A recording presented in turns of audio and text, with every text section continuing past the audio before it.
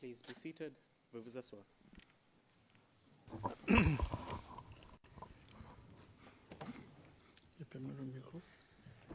Good afternoon. Le président, bonjour à tous à nouveau.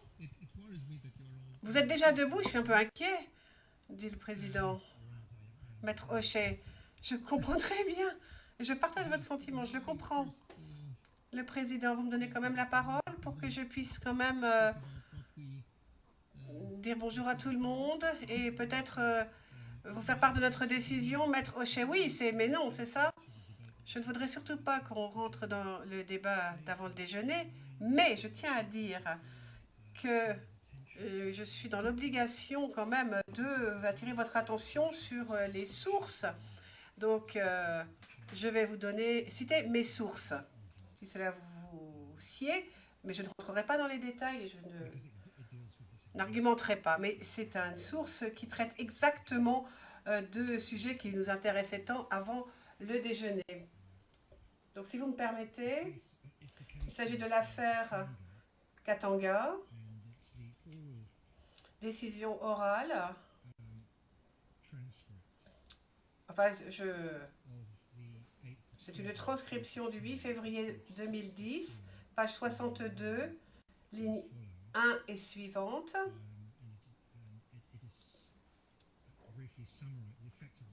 Et la décision est résumée ensuite dans la décision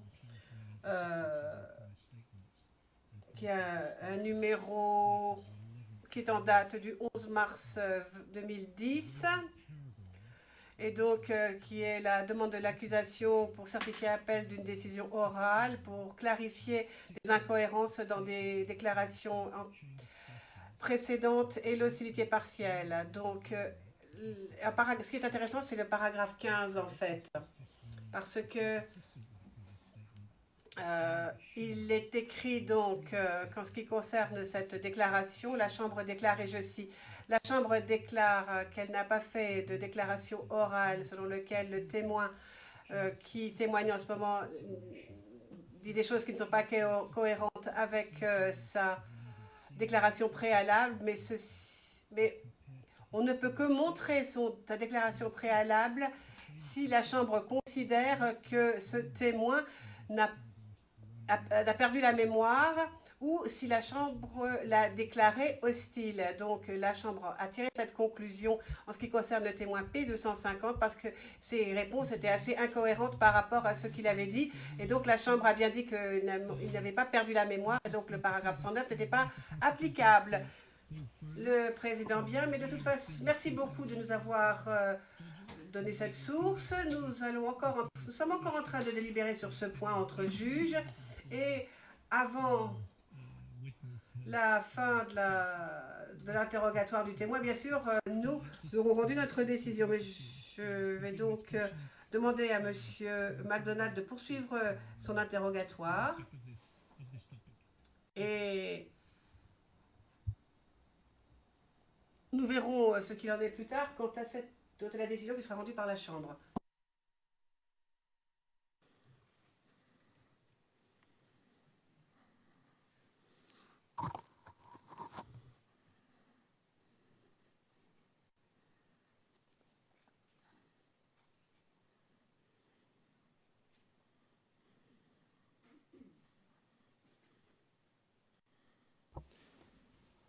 Bonjour, monsieur le témoin.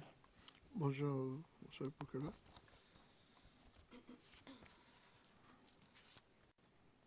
Dans un but d'éclaircir la question,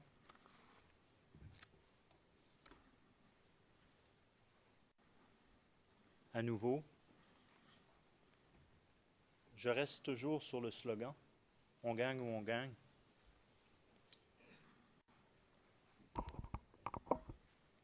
Alors, selon vous, je pose la question, quelle était la signification derrière ce slogan?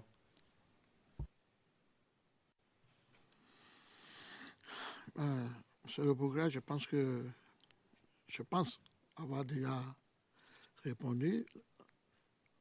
Vous savez, le slogan, ce n'est pas moi qui l'ai lancé.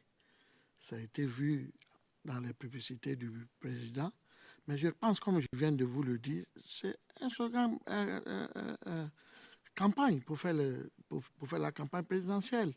On gagne ou on gagne, c'est des mots, si vous voulez. Vous savez, nous, on a l'habitude à Abidjan de jouer avec les mots et de prendre les mots comme ça. On peut dire des choses. On gagne ou on gagne, mais ça ne veut pas dire que si on a gagné, on doit rester, ou si on n'a pas gagné, c'est des mots de campagne, je crois. Moi, c'est mon analyse à moi, personnelle. Ce sont des mots qu'on a utilisés pour faire la campagne. Je ne sais pas d'autres choses sur ce mot-là. Je vais revenir sur ce que vous avez dit précédemment ce matin, ou avant la pause déjeuner, si vous préférez, page 65 du transcrit français à partir de la ligne 2. Et je vais vous lire, parce que je vais vous poser une question de précision. Écoutez, vous savez, en campagne, on essaie d'utiliser les mots pour, si tu veux, ambiancer. En ce moment, c'est dans le transcrit, c'est comme ça, la campagne. Sinon, avec Gbagbo, on gagne ou on gagne, ça ne veut pas dire qu'on doit forcément rester ou on doit forcément gagner. Ce sont des slogans de campagne. Ça se fait partout dans le monde. Vous choisissez les slogans pour faire votre campagne. C'est comme on disait, il n'y a rien en face, c'est maïs. Ça veut dire quoi? Il n'y a rien en face, c'est maïs. Ça veut dire que ceux qui sont en face de nous, ils ne sont rien. C'est comme du maïs qu'on mange. Mais ça ne veut pas dire que ce sont des slogans violents. Ce sont des slogans de campagne comme eux aussi avaient des slogans que je ne connaissais pas, mais c'est pareil, on était en campagne.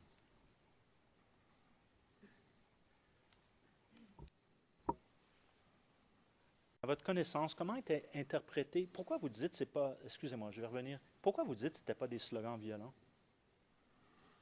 Pourquoi prenez-vous la peine de préciser cela?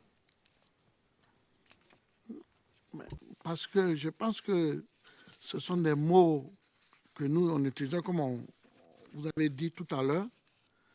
Ce sont des mots de campagne, c'est des mots de la rue, c'est des mots pour ambiancer.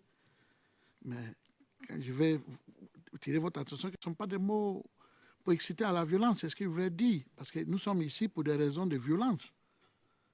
Je pense, à ma connaissance, c'est pour cela que nous sommes ici.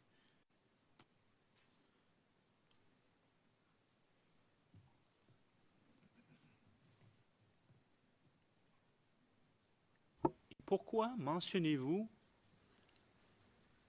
toujours à la ligne, le même transcrit, je relis à partir de la ligne 4 cette fois-ci, ça ne veut pas dire qu'on doit forcément rester ou on doit forcément gagner. Pourquoi prenez-vous la peine de préciser cela ce matin dans votre témoignage? Parce que le slogan veut à peu près dire ce que ça veut dire. Ça dit où on gagne, où on gagne. Ça dit où on a gagné, où on gagne. Ça dit c'est forcé qu'on doit gagner. C'est ce que ça veut dire à peu près, si vous voulez. Mais c'est des mots de l'ambiance. C'est pour exciter les gens à l'ambiance. C'est tout.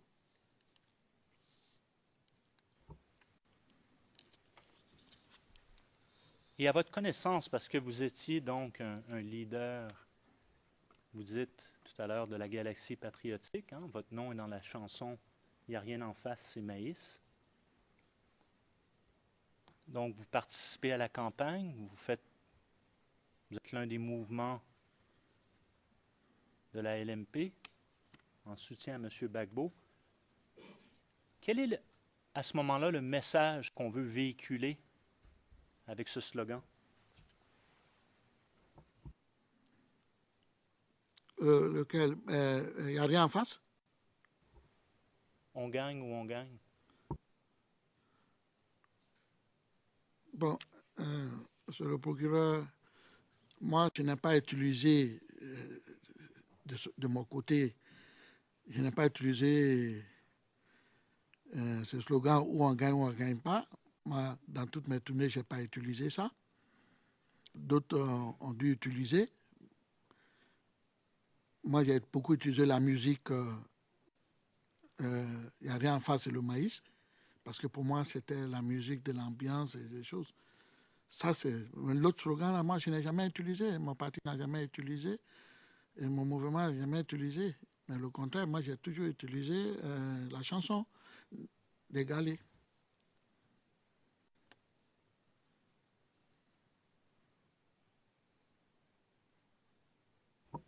Je comprends que ce n'est pas votre slogan. Ça, je comprends ça. Mais vous avez fait campagne pour ça, n'est-ce pas? Donc, c'est quoi le message? C'est qu'est-ce que le message? Avec quoi? Monsieur le procureur, quand vous allez en campagne, c'est pas pour aller faire une défaite. Vous allez en campagne, c'est pour gagner la présidentielle. Donc, vous utilisez les moyens pacifiques, les moyens de votre parole pour faire votre campagne et pour que la population vous soutienne et que la population puisse vous voter pour que vous restez. Voilà les slogans qu'on utilisait.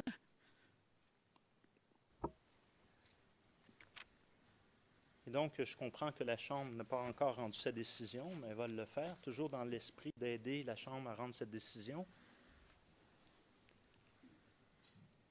Vous rappelez-vous d'avoir été questionné à ce sujet lors de vos rencontres avec le bureau du procureur? Monsieur le procureur, vous allez bien vouloir m'excuser, c'est vrai. Vous savez, les auditions ont commencé avec moi depuis le 4 octobre 2011. Et tout le temps, il y avait des auditions. Ça a duré pendant 4 ans. Je ne peux pas me souvenir à peu près de tout. Si vous voulez m'aider dans ce sens et qu'on puisse avancer, il n'y a pas de problème à ça. Mais personnellement, il faut que les choses soient claires. Quand même, c'est des choses qui ont duré depuis 4 ans. Et depuis 4 ans, je suis auditionné en différents partis et chaque fois, souvent même pour la même cause en plusieurs reprises. Et vous savez, pour nous, c'est un peu difficile. Ce genre de choses, on n'est pas habitué à ce genre d'auditions. Donc, comme je vous le dis, je peux être questionné sur ce sujet et je peux ne pas me souvenir. Maintenant, s'il y a d'autres possibilités qu'on me rafraîchisse la mémoire ou qu'on puisse m'aider, il n'y a même pas de problème, on peut avancer. Moi, je suis venu, c'est pour dire ce que je sais et ce qui est la vérité pour l'intérêt de la Côte d'Ivoire, pas pour d'autres choses. Parce que vous avez également dit ce matin que votre mémoire, elle n'est pas infaillible. Oui, hein? Mais... Lorsqu'on parlait des dates, oui. Vous avez dit que ça ne se limitait pas seulement juste aux dates. Oui. Vous aviez des fois des problèmes au niveau de votre mémoire. N'est-ce pas? Oui, c'est ce que j'ai dit. Donc, en ce moment, si vous avez ajouté à vos réponses sur le sujet du slogan « On gagne ou on gagne », en ce moment, vous dites que vous n'en rappelez pas. C'est bien ça, juste pour qu'on comprenne bien votre témoignage. Ce n'est pas un guet-apens, ce n'est pas une... Oui, monsieur le procureur, j'ai dit, cette question était posée. Il y a eu peut-être de l'audience dessus, audition dessus. Mais je souhaiterais qu'on puisse me rappeler un peu certaines choses. Parce que, comme j'ai dit, c'est quand même longtemps. Ça a duré aussi. Et vous savez, nous, tous les jours, on est dans d'autres activités, on fait d'autres choses.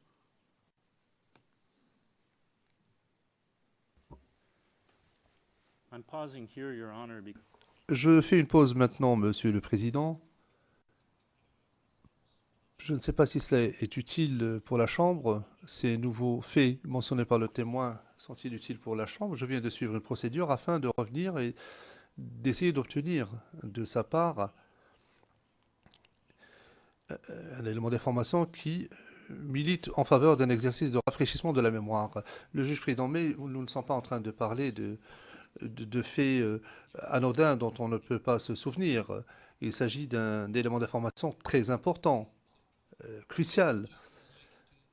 je voudrais simplement vous rappeler que vous êtes sous serment, que vous êtes tenu de dire la vérité et que si vous vous souvenez de quelque chose, vous dites ce dont vous vous souvenez. Si vous ne vous souvenez pas, vous dites simplement je ne m'en souviens pas. Mais de toute façon, vous devez dire la vérité.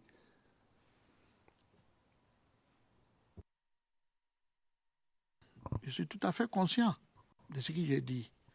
Je suis venu de la Côte d'Ivoire jusqu'ici, c'est des milliers de kilomètres, c'est pour dire la vérité. C'est pour dire ce que je sais. Mais il arrive parfois, tu peux oublier certaines dépositions. Et c'est normal, Monsieur le Président. Ce n'est pas que je le fais exprès, non, je suis désolé. Je ne suis pas venu cacher quelque chose. Je vais dire toute la vérité. C'est pour que ça va dans l'intérêt aussi de moi-même et de mon parti même. C'est crédible pour moi que j'ai dit la vérité. Donc, si j'ai dit certaines choses, je ne me rappelle pas. Effectivement, c'est vrai.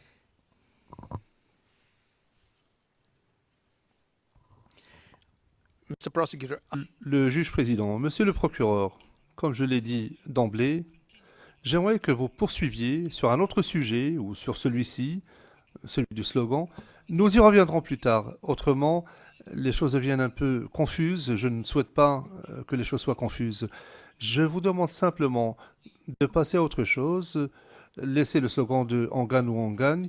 Laissez-le de côté pour l'instant et poursuivez avec un autre thème jusqu'à ce que nous ayons rendu notre décision, après quoi vous pourriez retourner à cela.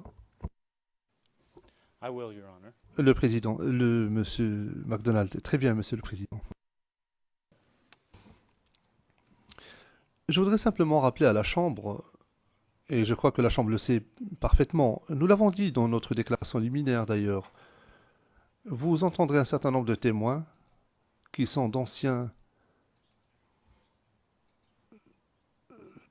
personnes qui étaient très proches des co-accusés. Et pour l'instant, ils ont l'impression d'être sur la sellette. Ce que je veux dire, c'est que je vais effectivement aborder un autre thème dans l'espoir que je ne vais pas me heurter à ce genre de situation dans une demi-heure.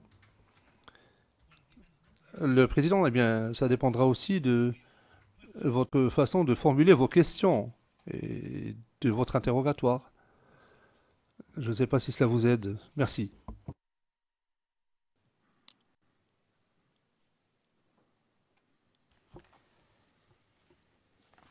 Monsieur le témoin, vous avez mentionné, avant la pause déjeuner, on a parlé du financement par la DNC, la Direction nationale de campagne.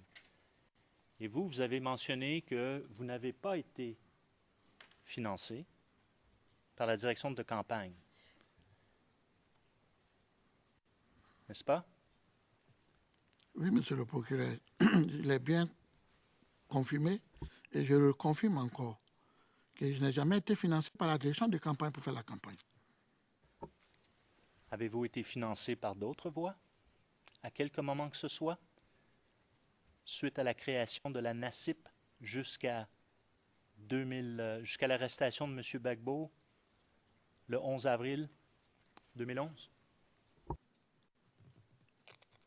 Monsieur le procureur, pour la création de la NACIP, moi j'avais mes propres moyens. J'avais mes propres moyens de faire la politique, j'avais mes propres moyens de créer mon parti, mon mouvement, tout ça. Je l'ai fait de mes propres moyens, monsieur le procureur. De mes propres moyens.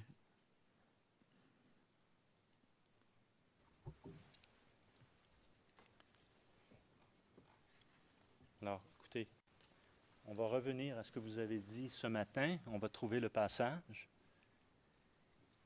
Et je vais vous citer exactement ce qu'il en est de vos paroles. Mais je vais continuer. Revenons à la galaxie patriotique. Car avant de nous quitter, vous avez mentionné la galaxie patriotique. L'existence. C'était quoi ça, la galaxie patriotique?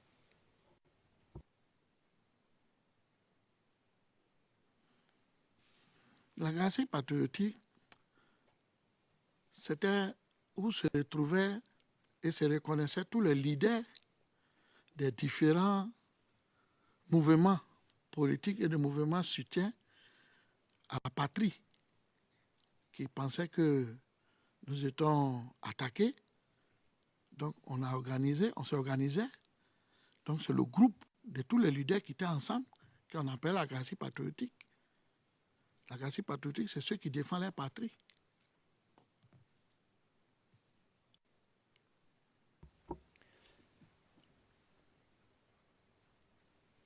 Donc, c'est ceux qui, vous dites, défendaient la patrie. Oui.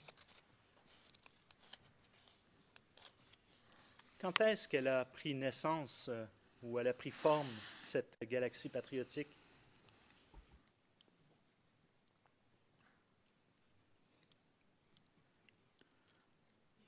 La Gracie patriotique a commencé à prendre forme et s'organiser à partir lorsque la Côte d'Ivoire a été attaquée et la Côte d'Ivoire a été divisée. C'est comme ça.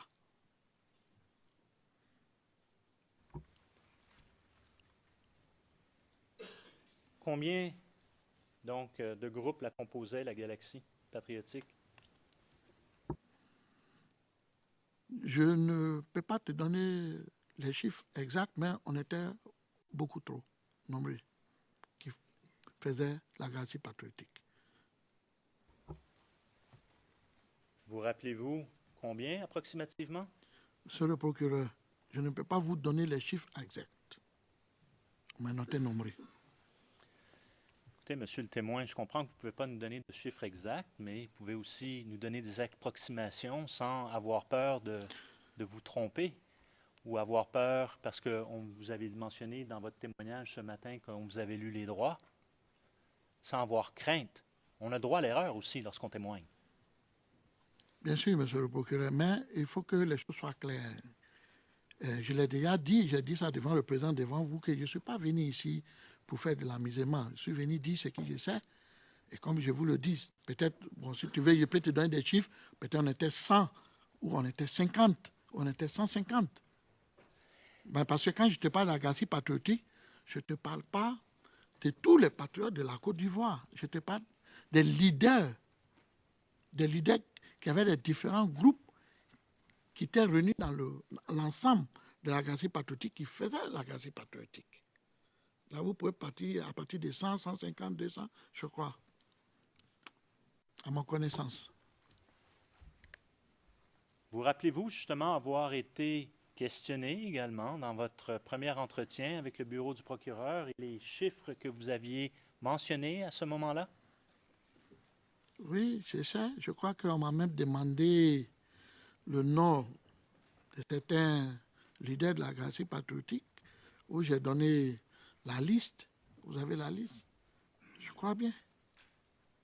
Alors, ma question, je vais la répéter. Vous rappelez-vous d'avoir été questionné sur le chiffre ou le nombre que vous aviez donné, de groupes qui faisaient partie de la galaxie patriotique? Vous rappelez-vous d'avoir donné un nombre dans votre déclaration, la première?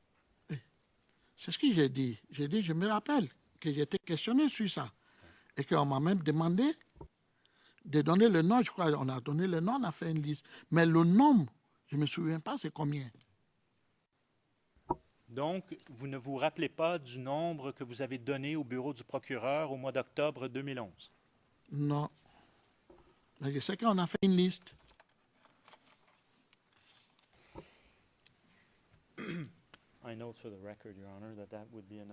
Je note pour le compte-rendu que nous aurons l'occasion ultérieurement de rafraîchir la mémoire du témoin à cet égard. Le président, faites-le. Faites-le maintenant. C'est différent de la situation précédente. C'est différent. Maître Rocher, c'est différent. Le président confirmant, oui, c'est différent. Pardon, monsieur le procureur, monsieur MacDonald. La différence est celle-ci. Cette fois-ci, le témoin a bien dit « je ne m'en souviens pas ». Alors que dans la situation précédente, il a donné une réponse et vous n'étiez pas tout à fait satisfait de la réponse. C'est là la différence. Monsieur MacDonald, il ne s'agit pas d'être satisfait ou pas de la réponse. Je comprends parfaitement ce que vous avez dit, monsieur le président, mais je veux simplement que ça soit précis. Puisque mon contradicteur s'est levé et a cité Katanga, moi aussi je pourrais vous citer Ruto et d'autres affaires. L'essentiel, c'est que la première étape avant de demander l'autorisation de poser des questions directrices à un témoin qui refuse de répondre aux questions, et ce de manière délibérée, et d'établir si ce qui a été dit précédemment par le même témoin. Dans ce cas-là, l'objectif est de rafraîchir la mémoire du témoin pour qu'il puisse dire « oui, je m'en souviens ». Le président interrompant « oui, mais nous n'allons pas nous étendre sur le sujet parce que cela fait partie de la délibération de la Chambre. La situation présente est différente de la situation précédente. Donc, procéder à un rafraîchissement de la mémoire du témoin. » Monsieur MacDonald, d'accord. Trouver la référence exacte. Mais vous avez mentionné dans votre déclaration, la première, plus de 300. Est-ce que vous vous rappelez avoir dit cela lors de votre première rencontre, alors que l'enregistrement tourne et qu'on capte votre voix et chaque mot que vous dites? Monsieur le procureur, puisque vous venez de...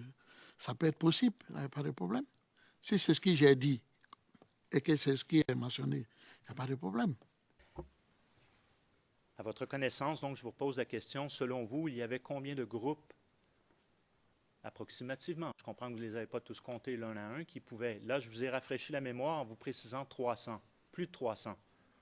Alors, je vous pose la question. Ça va être l'exercice qu'on va falloir faire, monsieur le témoin, tout au long de votre témoignage. Armez-vous de patience. Ouais, il s'agit de la Côte d'Ivoire, il n'y a pas de problème. Monsieur le procureur, vous avez dit que j'ai mentionné plus de 300. Nous allons vous dire, et je répète, il y en avait plus de 300. Quand vous parlez de groupes, les groupes, il y avait trop de groupes. Mais il y avait toutes sortes de groupes. Donc, vous pouvez prendre plus de 300. Tous ces groupes qui faisaient partie de la Galaxie patriotique, ça, il n'y a pas de problème. Moi, je ne vois pas aucun problème à ça.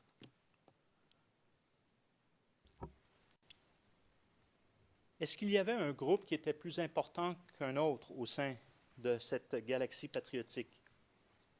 Ou plus nombreux, ou plus grands, ou plus importants? Bien sûr, monsieur le procureur. Bien sûr. Il y avait plusieurs groupes importants. Vous avez le groupe de COGEP qui était très, très, très important, qui avait beaucoup de sympathisants, qui avait beaucoup de membres, et beaucoup qui soutenaient, qui étaient de la COGEP. Il y avait aussi le groupe de la jeunesse du FPI. Il y avait le groupe de la jeunesse de la NACIP. Il y avait plusieurs. Mais le groupe le plus important, c'est ça de COGEP.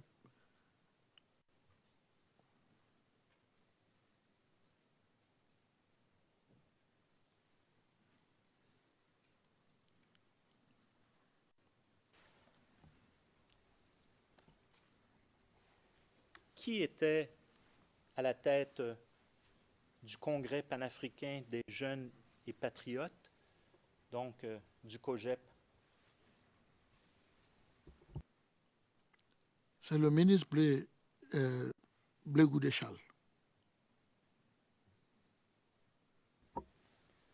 Vous dites le ministre. Quand est-il devenu ministre? Il est devenu ministre après les élections, quand le président Gbagbo a fait son gouvernement, l'a nommé ministre de la Jeunesse.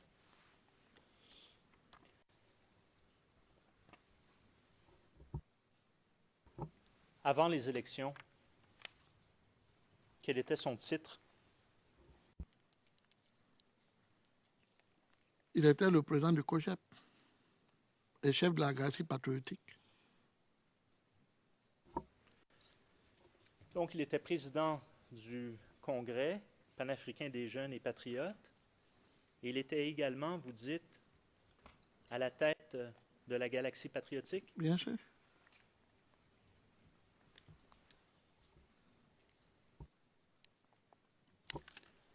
Just for the record, the number...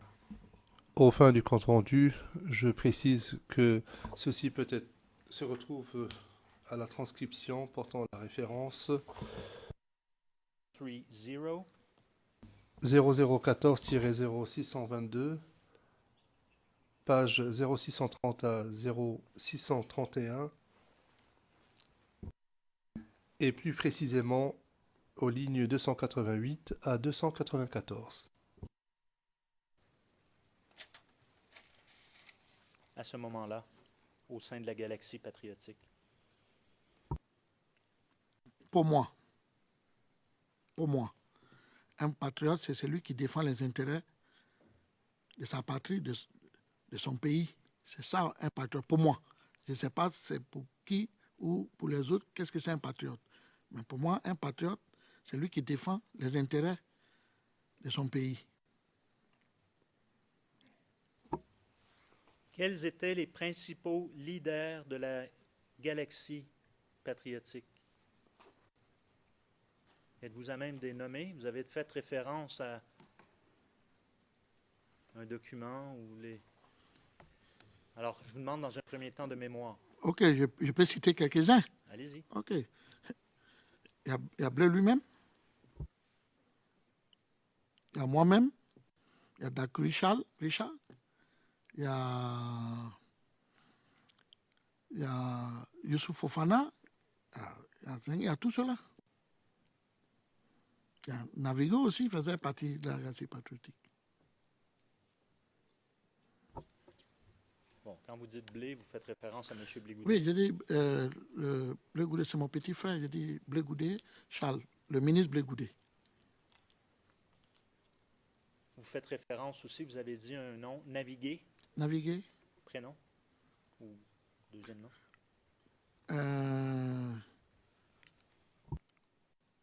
Ça s'appelle Naviguer Konaté, quelque chose comme ça. Donc le même qui faisait partie de la DNC. Oui. Plus tard. Oui. Comme on a vu sur un document. C'est ça. Ce matin. Est-ce qu'il y a d'autres personnes dont vous vous rappelez?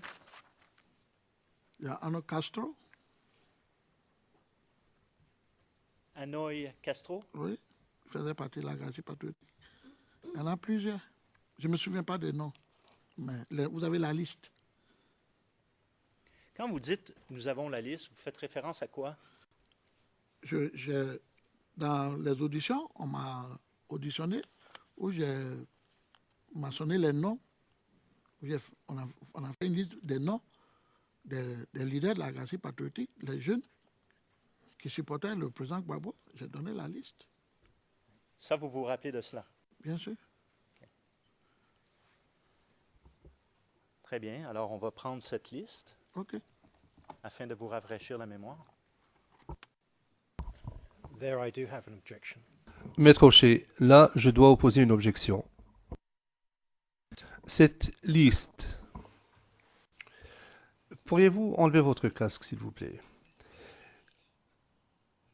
Cette liste de noms, si je me souviens bien, c'est une liste...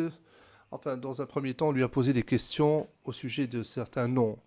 On lui a demandé de fournir cette liste le lendemain.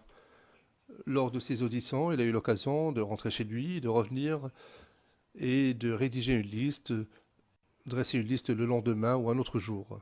Une liste de noms.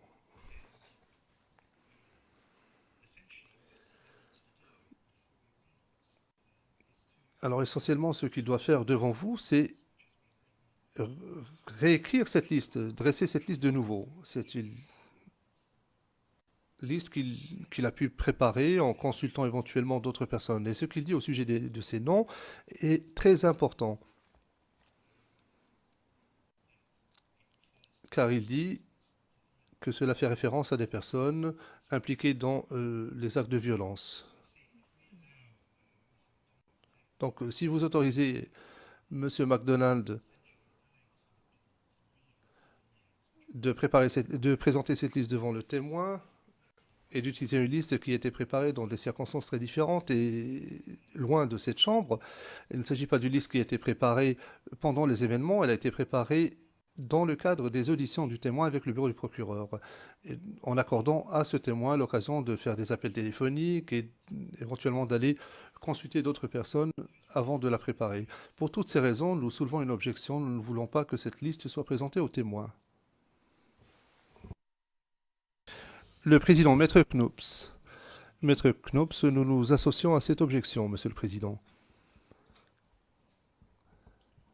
Maître Massida, nous n'avons pas d'observation à formuler, Monsieur le Président. Monsieur le procureur, Monsieur MacDonald, le contexte dans lequel cette liste a été dressée, au vu des commentaires formulés par mon contradicteur, le Président interrompant, pourquoi est-ce que vous ne demandez pas aux témoins dans quel contexte la liste a été préparée?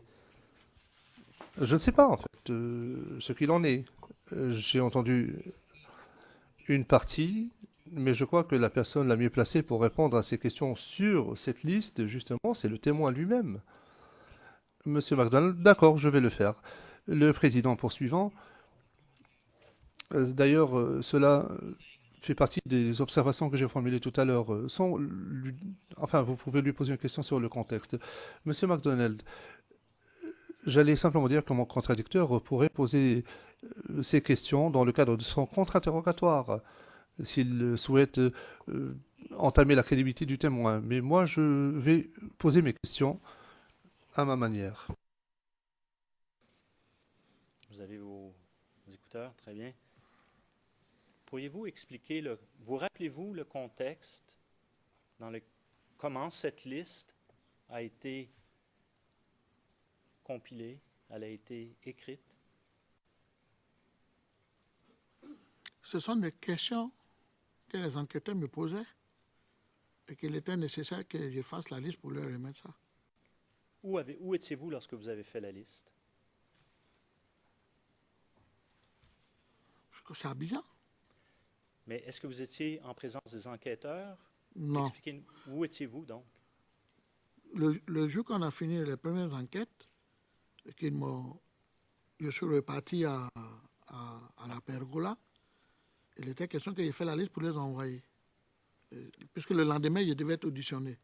Et donc, j'ai fait venir la liste le lendemain. Donc, vous étiez à la pergola lorsque vous avez fait cette liste? Oui.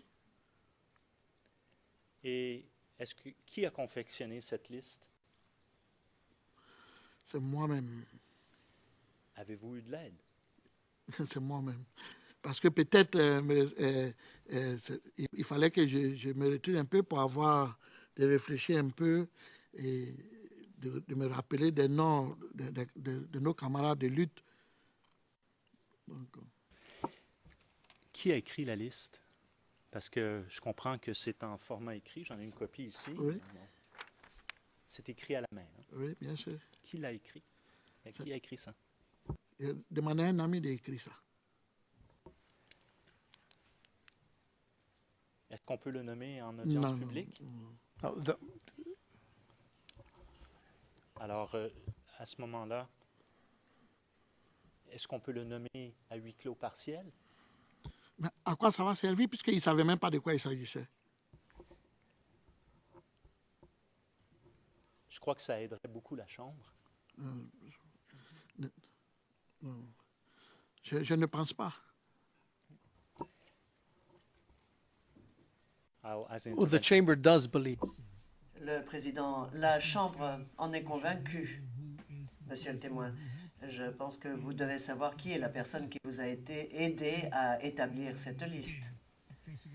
Et je le répète, de mettre cette liste par écrit, bien sûr. Le procureur a dit que ce nom pouvait être prononcé à huis clos partiel, bien sûr, donc personne à l'extérieur de la salle n'entendra ce nom. Si vous pensez qu'il nous faut un huis clos partiel pour cela, dites-le. Bien, que l'on passe à un huis clos partiel. Je n'entends plus bien, même. Je ne sais pas.